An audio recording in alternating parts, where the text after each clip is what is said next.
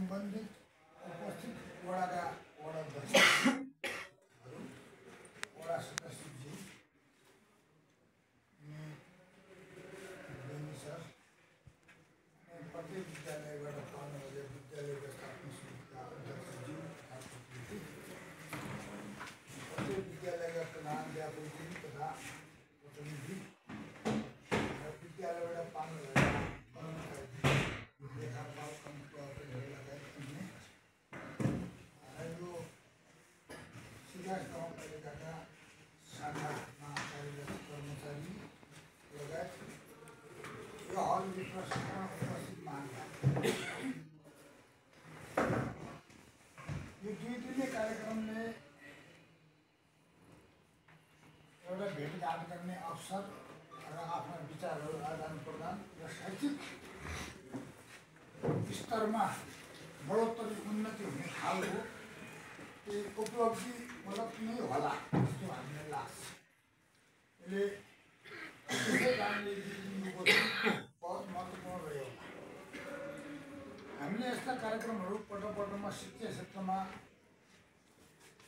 धेरै नसकिने त्रैमासिक, चौमासिक, वार्षिक 6 महिनामा यसरी सबैका समूह बिचमा यस्ता कार्यक्रमहरू राख्यो भने यसले शिक्षा क्षेत्रमा राम्रै टेवा पुर्याउँछ र नयाँ आयाम पनि थप्छ। त्यसैले यो प्रोग्रामहरू उपयुक्त हो भन्ने लाग्छ। त्यसैले यो 2 दिने कार्यक्रममा यी धेरै कुराहरू त अस्ति पनि यहाँहरूका बिचमा मैले राखेको थिएँ। हामी बेरोजगारीको बारेमा बेरोज खर्च कसरी गर्ने केही डकुमेन्ट नराखेका कारणले पनि धेरै खर्च गर्नु बाँकी रहेको हुनाले महालेखाको प्रतिवेदनको आधारमा शिक्षामा मुख्य 3 करोडभन्दा बढी नै रकम रहेको यसलाई खर्च गर्नुपर्छ भन्ने अनि खाजा व्यवस्थापन लगायतका अन्य शैक्षिक वृद्धिका लागि र शैक्षिक सामग्री स्रोत साधन उपलब्ध भौतिक संरचना लगायतका विभिन्न बारेमा कुरा भएको होला। त्यस्ता कुराहरूको पनि जानकार भएर एउटा जानकारी प्राप्त र जानकारी राख्नका लागि पनि यस्तो गोष्ठी महत्त्वपूर्ण हुन्छ। त्यसैले यहाँले गरिराख्नु भएको छ, पहिलेभन्दा प्रगति भइरहेको छ शिक्षाको हरेक क्षेत्रमा। हामीले केही उपलब्धिमा अरू पालिकाहरू जस्तो, अरू गाउँठाउँको जस्तो र पुराना विद्यालयहरू शैक्षिक गुणस्तर भएका र कोही नमुना विद्यालयको रूपमा स्थापित भएका ठाउँको जस्तो गर्नु नसक्यो भने पहिलेभन्दा धेरै फरक भइरहेको छ। प्राइमेरी लेभल, मावि लेभल होस्, चाहे मावि लेभल, उच्च मावि लेभल होस्, हरेक क्षेत्रमा प्रगति त पहिलेभन्दा हाम्रो पनि भयो जस्तो लागेको छ। यहाँले कोसिस गर्नुभएको छ। गरेको कुरालाई गरिएन भन्न मिल्दैन, गरिएको कुरालाई गरिएकै छ।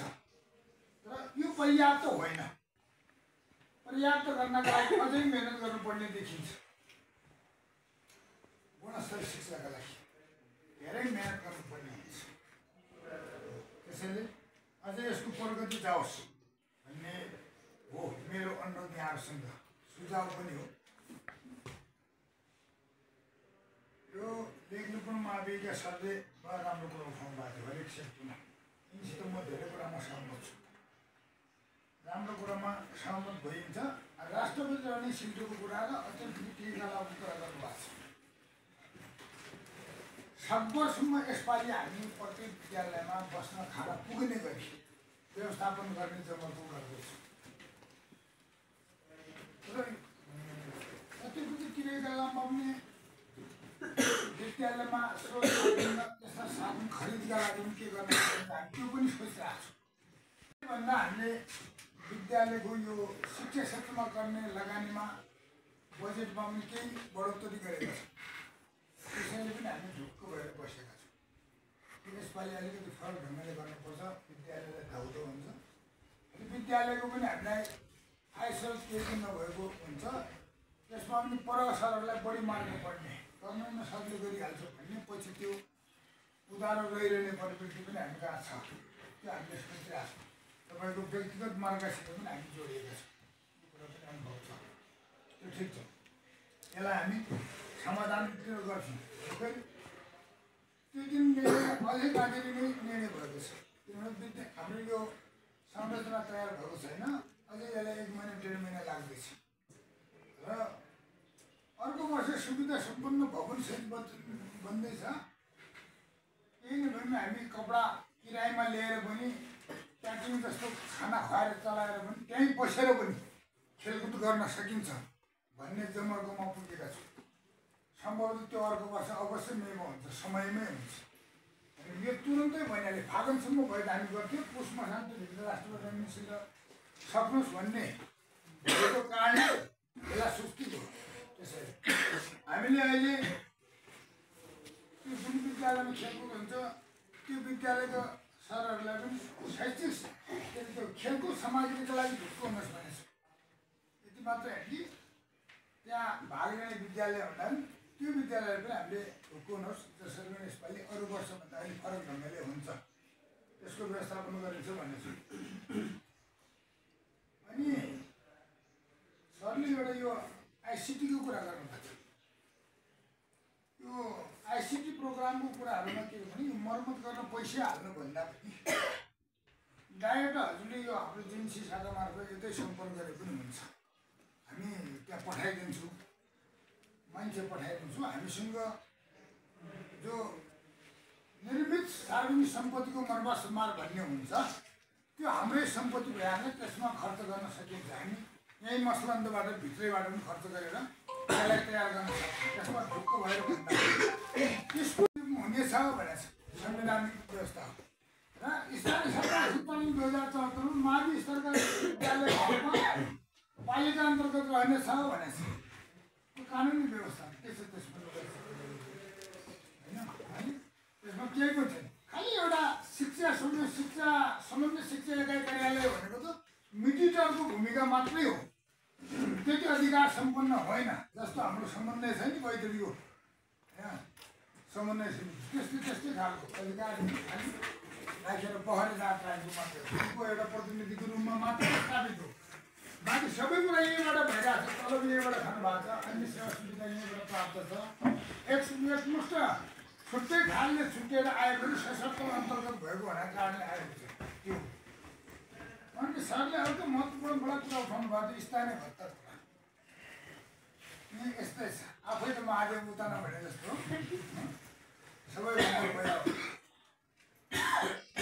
3 करोड रुपियाँ लगानी छ हाम्रो विद्यालयमा 3 करोड पहिले हाम्रो 6वटा गाविस क्षेत्रको 90 1 करोड पनि रकम आउँदैन थियो त्यसमा पनि 50% हाम्रो शिक्षामै लगानी थियो चाहे फिल्ड काटिरहोस् चाहे भवन बनाइरहोस् चाहे वाल लगाएर बनाओस् यो विद्यालय चलाउनुमा गाविसकोले अहम भूमिका थियो त्यसपछि आयो पालिका आएपछि अहिले माविमा त प्रायः यो अनुदान कोटाहरू पनि आइसकेको छ केही दरबन्दी राहत थियो केही स्थायी दरबन्दीहरू थियो पछिल्लो पटक यो अनुदान भन्ने निमामा पनि आएको छ माविमा पनि हामीले त टिचिङ गरेर सबैमा दिएका छौँ त्यो टिचरी खोज्दा यहाँहरूलाई धौधौ भइरहेको छ अहिले त्यहाँ विज्ञान पनि भनेको छ अनि गणित पनि भनेको छ अङ्ग्रेजी 3 विषयको त टिचरी आइसक्यो तथापि हाम्रो विद्यालय घाटामा छ अझै गुनासो 3 करोड लगानी लगाएको छौँ त्यसपछि पनि हामीले 3 करोड लगानी छ सङ्घ सरकारले तोकिदिने तिर्नुपर्ने हामीले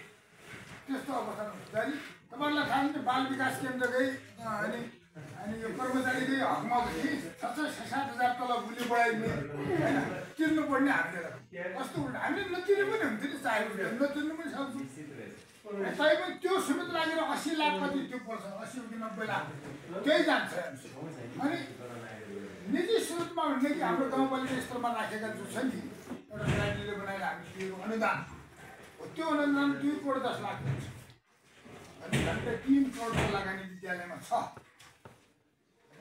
अब त्यो 3 करोड लगानी नभए त मलाई स्थानीय भत्ता एउटा कार्यविधि बनाएर अरूले के मापदण्ड बनाएको छ त्यो आधारमा हामी पनि दिन सक्छौँ मैले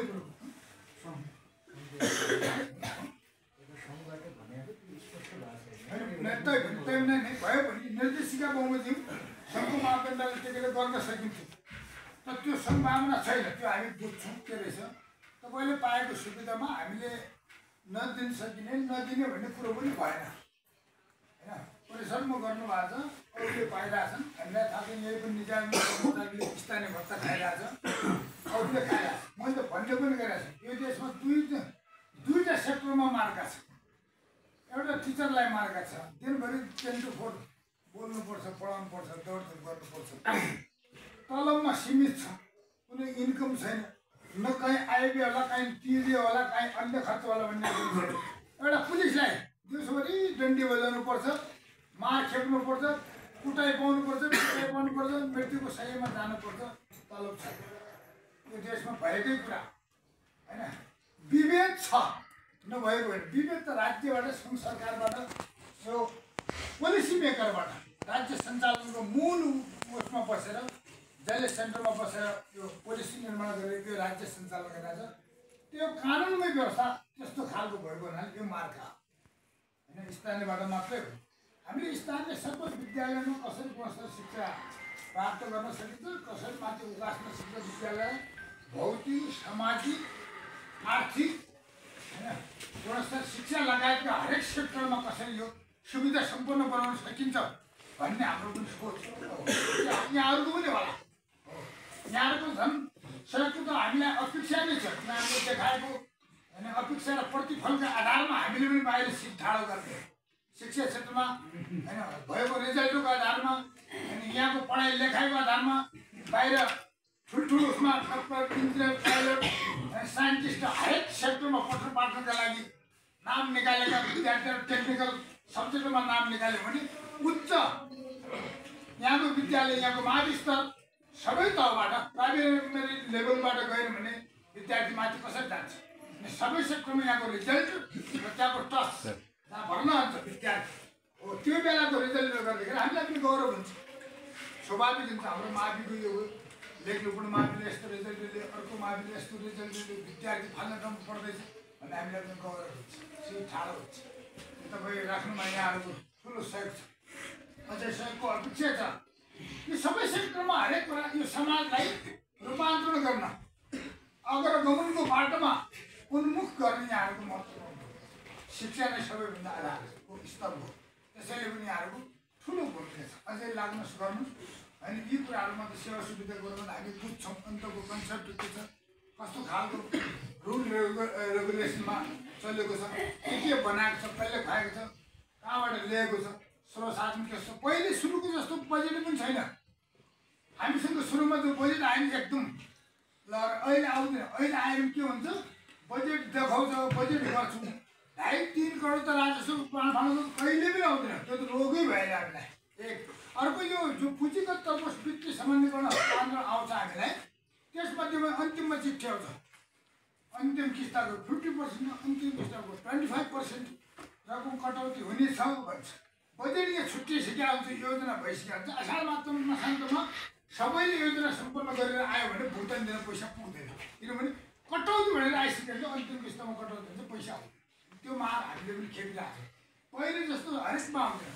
सुरुमै पनि यो राजपाल फाल्नु पुगेर अहिले हामीले यो वित्तीय सामान्यकरण एकचोटि हाम्रो थियो नि, यो हाम्रो यो पालिका स्तरका सरहरूको आन्दोलनको बेला पनि होइन, अब त हामीलाई उतैबाट पनि दिनु पर्यो भनेर, किन दिनु नमिल्ने त्यति बेला वित्तीय सामान्यकरणको रकम चालुतर्फ लैजानु मिल्ने थिएन। अहिले त सबैलाई चालु भने हुनाले अहिले यो 3 करोड रुपियाँ गइरहेको छ नि, यतैबाट गइरहेको छ। उता राष्ट्रबाट फाइले पुग्दैन, मतलब 2.5-3 करोड वर्षमा आउँदैन, खालि एउटा छुट्याउने माध्यमबाट हो। त्यसैले त्यो हामी धेरै शीर्षकहरू बनाएर हुन्छ नि, त्यो किन रकम बचाएर जाओस्, भोलि घाटा को पूर्ति होस् भन्ने किसिमले उद्देश्यले मात्रै हामी त्यो रकम बनाएर न त आउँदैन। त्यो परिस्थिति भएको हुनाले यसमा हामी छौँ। अनि एकदम अस्ति हामी लेखपुर मावि गढ सिक्किममा गयौँ, त्यहाँ स्कोरको बडा राम्रो थालनी सुरुवात भएको छ होइन। हामीले आर्थिक सहयोग पनि गर्ने भनेको छौँ। अरूहरू पनि गर्नुहुन्छ भने अब देख्नु होला, हामी आर्थिक सहयोग गर्न तयार छौँ। यो अतिरिक्त क्रियाकलाप पनि महत्त्वपूर्ण हुन्छ जीवनमा, मान्छेको हरेक कुरा होइन। स्वास्थ्यका दृष्टिकोणले होस् होइन, अनि दिमागको दृष्टिकोणले होस्, हरेक कारणले, क्षमता वृद्धिको दृष्टिकोणले होस्, हरेक कारणले यस्ता कुराहरू अतिरिक्त क्रियाकलाप गर्नु राम्रो कुरा हो। त्यसैले यहाँले पनि यसमा अरू मार्गहरू गर्नु होला। आधारभूत विद्यालय पनि सक्छ भने आफ्नो क्षमता, फेरि विद्यालयलाई मूर्त रूप दिएर कसरी अगाडि बढाउने यहाँहरूको हातमै छ। त्यहाँको विद्यालय प्रशासनको हातमा छ, त्यहाँको विद्यालय व्यवस्थापन समितिको हातमा छ, त्यहाँको अभिभावकको हातमा छ। अनि सबैले सोचेर हाम्रो विद्यालयलाई कसरी राम्रो बनाउने भन्ने खालको यहाँहरूको सबैको हातमा छ। त्यो डुबाउने या त्यसलाई त्यो बनाउने भन्ने सबै यहाँहरूकै हातमा छ। त्यसैले एउटैले सबैले धान्ने त सरकारले राज्यले हेरेर हुने अवस्था के हुन्छ, राज्यको सबै अङ्गमा सबै मान्छेहरू बसेका छन्, आफ्नो आफ्नो वडामा सबैको काम कर्तव्य अधिकार आफ्नो आफ्नो ठाउँमा छ। त्यसैले यहाँहरूको पनि काम कर्तव्य अधिकार यो राज्य सञ्चालनमा तपाईँले राज्यले प्रतिवाद गरेको निर्वाह गर्नुपर्ने भूमिका यहाँहरूको पनि महत्त्वपूर्ण भूमिका छ। त्यसैले सबै लाग्नु होला। हामी पनि आफ्नो ढङ्गबाट गर्छौँ र हामीसँग भएको स्रोत साधन शिक्षामा लगानी लगाउनु तयार छ। शिक्षा बिना मानव अन्धो छ। अहिले संसार सबै कुराहरू शिक्षा मार्फत गयो भने मात्रै सबै डेभलपमेन्ट सबै विकासका माध्यमहरू सुरुवात हुने गर्न सकिने अवस्था चाहिँ शिक्षा। त्यसैले स्वास्थ्य तन्दुरुस्त बस्नका लागि अनि शिक्षा पठाउनु मान्छेको उज्यालोका लागि संसारमा अन्धकारमा नबस्ने मान्छे आफ्नो विकास आफै गर्न सकोस् भन्ने आधारशिला नै शिक्षा हो। त्यसैले यो शिक्षामा यहाँहरूले महत्त्वपूर्ण भूमिका खेल्नुभएको छ। अझै खेल्नुहुने अपेक्षा राख्दै बाँकी कुरा भेटघाटमा गरौँला र मैले मिनिस्टरलाई हामीले भन्ने गरेका छौँ। केही नभने प्रयोग बस्ती पटपटमा दोस्रो महिना तेस्रो महिना होइन, फेरि हामी कहाँ अब यो प्रयोग सरहरू धेरै सरहरू आउने सरहरू त लगाएर पढाउनै आउने, कतिपय सरहरू प्रतिनिधि पठाउने चलन छ। यसमा पनि सकभर प्रयोग सर नै उपस्थित भयो भने अरू बेटर हुन्छ। यसले छुट्टै खालको महत्त्व राख्छ, छुट्टै खालको एउटा वातावरणको सिर्जना हुन्छ। त्यसैले सकभर उपस्थित भएर अझै पनि सरले बोलाउनु केही नयाँ केही गर्नुपर्ने छ भने यो गरौँला। र बजेटको कुरा मैले भने हामीले भ्याएसम्म यसपालि अलिकति फरक यो अतिरिक्त क्रियाकलाप लगायत यो राष्ट्रपति निर्णय सिद्धिका लागि हामीले सोचेका छौँ।